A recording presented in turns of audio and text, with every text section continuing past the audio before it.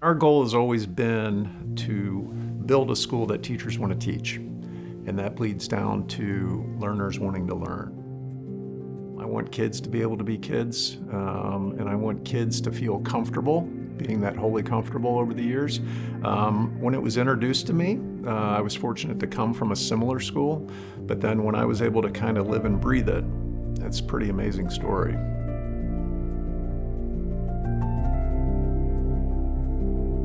We moved in 1975 and I was 4.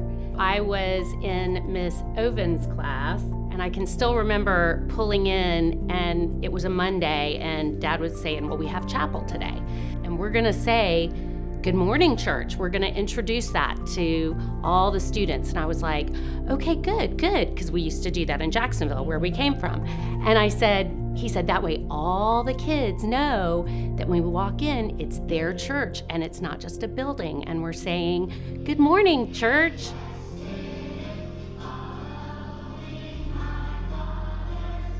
I became the interim head of school in 1993. When I looked at the school's finance and asked to see their audit, I found that the school had ceased to be a going concern and really should have closed. When I started on the finance committee, they handed me one sheet of paper that was filled out with a pencil, and it showed me the budget. And so I'm a lawyer and a CPA, and so I'm saying, where's the cash? Where's the balance sheet? I knew that without the power of God, it was not going to survive.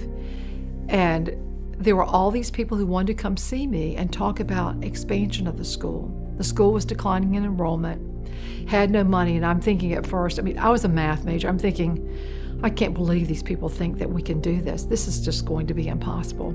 And yet, I remember that transformation. I caught that fever and that vision.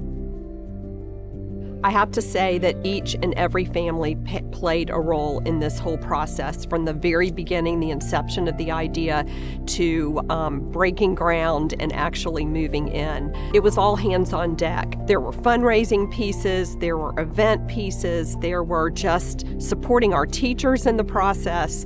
It was truly the most wonderful collective effort that I've ever been a part of. But we met every step on every deadline with no backup plan. And nobody's that good. Anybody want to know about the existence of the Lord, I'll show them this facility, because none of us are that good.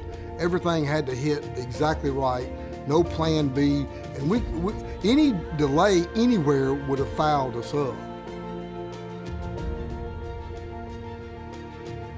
The school grew to 3 times its size. We extended down to pre-K 3, we extended up to 8th grade. The school has just gone through so many endeavors which have been so positive because of all the people who love the school, all the people who see the value of it.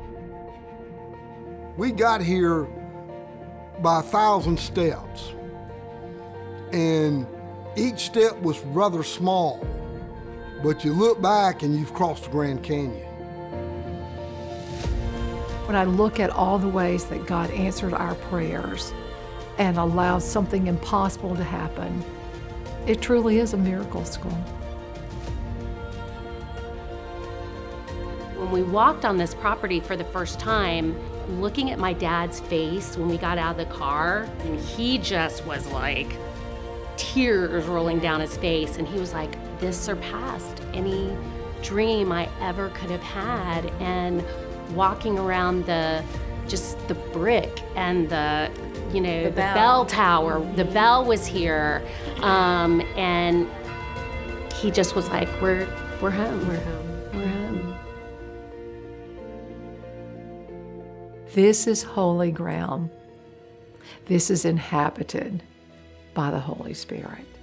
And something special happens here and moves here through children, through adults, through families. And you want others to have a part of that warmth as well. It's a home. It's not just a school.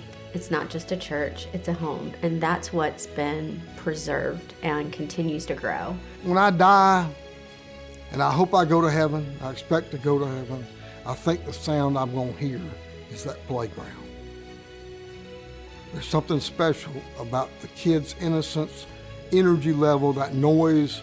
When I come out here and I hear it, I get energized. In a world that is so up and down and all over the place, Holy Comforter has been a constant in my life, my children's life, hopefully my grandchildren. We are so fortunate to stand on the shoulders of others, and we do not take that for granted. But we're incredibly fortunate that there's a spiritual side to this place. It's our responsibility to take those lessons from the past and challenge ourselves to continue to strive and grow into being what we can become.